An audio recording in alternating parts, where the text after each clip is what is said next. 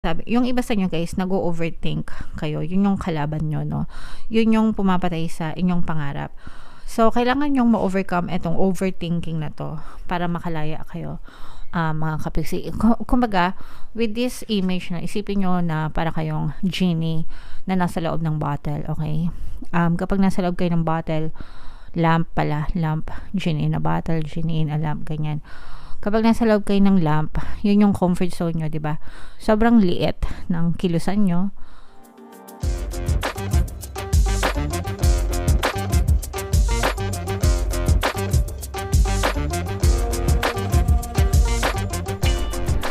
Hello guys, hello Scorpio. Welcome back to Pinay Pixie Tarot. Ang pamagat ng episode natin for tonight is Full Moon Kapalaran para ngayong April to May para sa Scorpio, Sun, Moon, Rising, Sign, and Venus. Shuffle ko yung cards guys, hanapin ko yung energy ng Moon at saka yung energy ng Scorpio. So ito yung Moon energy mga kapiksi. Ngayon naman hanapin natin yung energy ng Scorpio. So Scorpio, kayo ay represent ng King of Cups sa ating spread. Ito yung combination guys ng positive and negative energy. General reading lang mga kapiksi, pwede mag-resonate, pwedeng hindi. Yung full moon ngayong April guys ay sa April 23, tapos yung next na full moon naman ay sa May 23 mga kapiksi. So ang reading na to ay para sa period na yan guys. And ang pamagat ng ating full moon mga kapiksi ay pink moon. So eto guys, Scorpio, kayo ay represent ng King of Cups no, sa ating spread. Ito yung combination ng positive and negative energy, pero this is more on positive kasi yung iba sa inyo guys, kung feeling nyo na stuck kayo sa buhay nyo right now, parang magkakaroon kayo ng lakas ng loob na sumubok ng mga bagong bagay sa buhay nyo. Kung napapansin nyo guys, itong card na to, nakatali siya, diba? So nakakadena, nakatali, ganyan. So ito yung reason kung bakit, ito yung energy na kung bakit na stuck kayo, wala kayong movement sa buhay nyo. And then itong sword na to mga kapiksi, ito yung magiging daan or tool para maputol itong pagkakakadena nyo, pagkakatali nyo. And kapag naputol ito guys, doon na magsisimulang makakita kayo ng mga magagandang changes or pagbabago sa buhay nyo. Ibig sabihin, makakawala kayo dun sa pagka-stagnant nyo sa buhay nyo and makakasimula na kayong makagalaw-galaw mga kapiksi. And magsisimula kayo ng parang bagong adventure sa buhay nyo. So, I'm sensing na itong bagong adventure na to, nasa labas ito ng comfort zone nyo. No? Pag sinabing comfort zone, komportable kayo doing the same thing over and over again. Pero ngayon, parang susugal ulit kayo para mag-try. Yung iba sa inyo guys, kasi meron kayong takot because sa past nyo, parang pwedeng nabiktima na kayo before, pwedeng naloko kayo, na-scam kayo sa past, o kaya naman baka nagkaroon na kayo ng failure sa past nyo. And parang meron din kayong lack of self-confidence kasi parang maliit yung tiwala nyo sa sarili nyo, ganyan. Kaya parang medyo doubtful kayo, no? Pero ngayon parang nararamdaman ko dito na meron talaga kayong gustong gawin and iniipon nyo yung lahat ng lakas ng loob na kailangan nyo, no? Para gawin ulit yung mga bagay na gusto nyong gawin. So, guys, gora lang, no? Push nyo lang yan kasi walang mangyayari kung tutunganga lang tayo, di ba? Kung mangangarap lang tayo, dapat yung pangarap natin, sinasabihan natin ng pagkilos and positibong mental diet kasi kung hanggang pangarap lang siya and hindi man tayo kikilos, wala rin tayo makitang resulta. Okay, so ang pagkakaiba ng mga taong nakakaalam guys sa taong nagwawagi ay nasa pagkilos. So kailangan kumilos tayo and kailangan yung sabayan ng positibong mental diet. Matuto kayo magtiwala sa sarili nyo guys kasi kung hindi kayo maniniwala sa sarili nyo, sino pa, 'di ba? Wala na. So dapat kayo yung number 1 fan nyo mga kapiksi. Alright? And sa relationship naman guys, maganda din yung relationship nyo sa loob ng tahanan, sa family nyo, sa partner nyo or specific person. For some of you, maganda rin yung communication nyo sa kanila. I'm sensing na parang nakikibalita kayo. Pwedeng magkaroon kayo ng some kind of reunion mga kapiksi. Although medyo iwas-iwas kayo kasi sa travel, okay lang naman mag-travel guys, pero yung panahon ngayon kasi 'di ba na sususpend nga yung mga klase dahil sa sobrang taas ng heat index. So mag-ingat na lang kayo if ever man na magta-travel kayo ngayong summer, 'di ba? Para iwas-iwas sa heat stroke, mga kapiksi. Meron ditong presence ng air sign, Aquarius, Gemini, Libra. For some of you, maaaring may air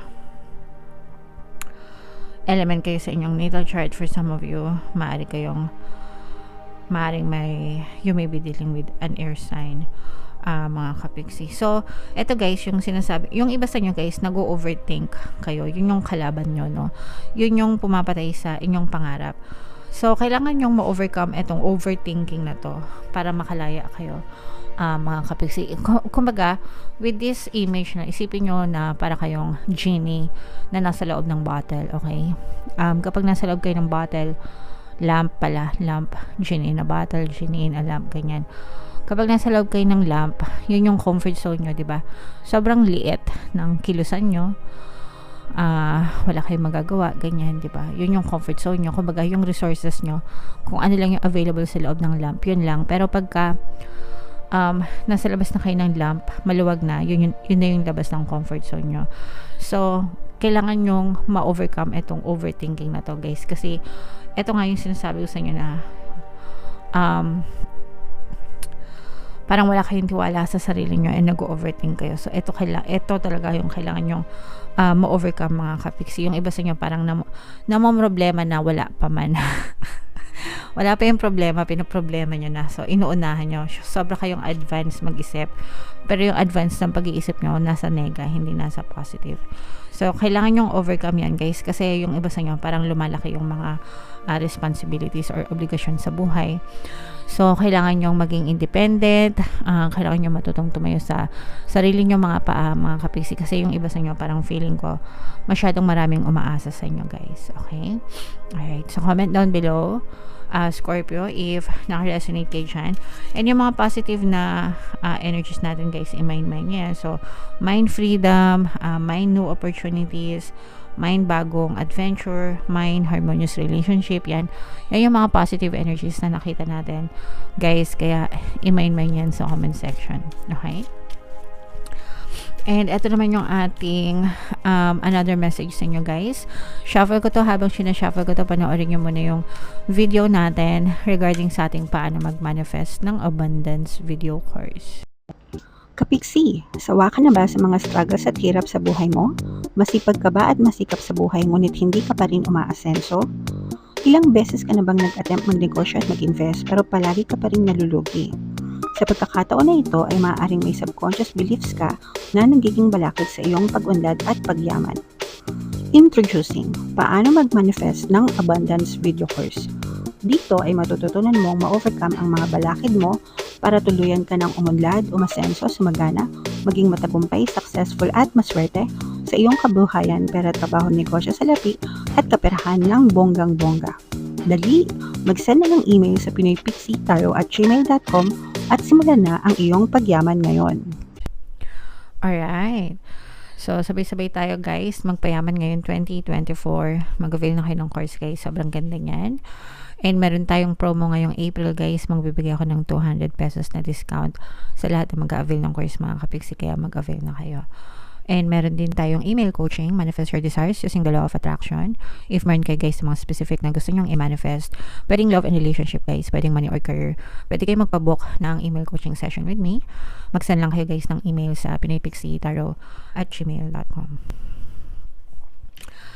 So, ito, guys, conclusions are within reach. Yan yung additional message para sa inyo. So, allow things to happen naturally sa buhay nyo. Yung mga solusyon, guys, natural na pupunta sa inyo yung mga solusyon sa mga problema nyo, mga kapiksi, no? Kumbaga, magiging natural yung flow niya na dadating sa inyo. So, wag lang kayo masyadong maatat.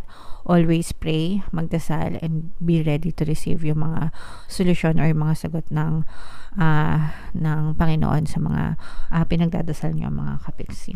Alright? And Attune to the moon, guys. That which is meant for me will not pass me by. Para sa'yo, di ba? Palagi nyo ngayong naririnig kung para sa'yo, hindi yan lalagpas, mga kapiksi. Dadaan at dadaan yan sa'yo, magpaparamdam yan sa'yo. Kung mamiss mo man ng isa, 2 beses, pangatlong beses darating pa rin yan, pang-4 na beses darating pa rin yan.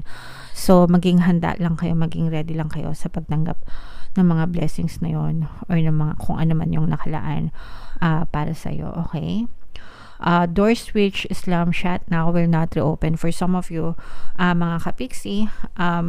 Sabi ko nga, guys, 'di ba, ang pinaka energy ng reading nyo is comfort zone, outside comfort zone, kasi kung hindi nyo pa yan gagawin ngayon, kailan ba, mga kapiksi, no? Sayang yung panahon, and life is so short, 'di ba? Hindi natin alam kung ano mangyari, susunod na mangyari sa atin bukas. So kung meron ka ng pagkakataon ngayon, gawin mo na, mga kapiksi, kasi baka hindi na dumating sa iyong opportunity na yan. Alright?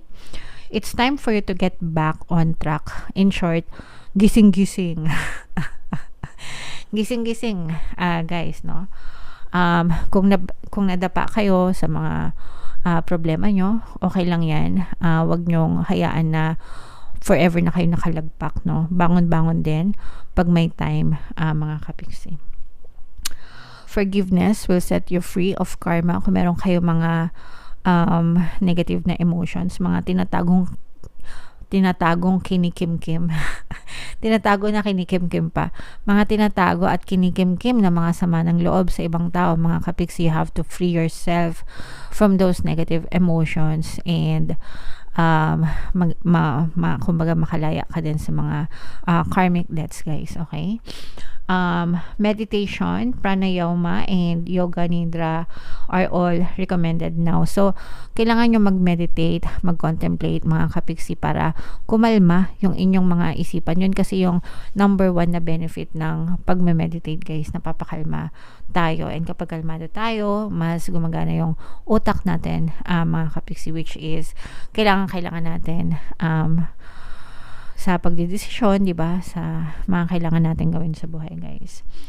And seed control and let events unfold. So, wag natin kontrolin yung mga bagay-bagay na nangyayari. Hindi natin makontrol talaga yung mga circumstances, guys.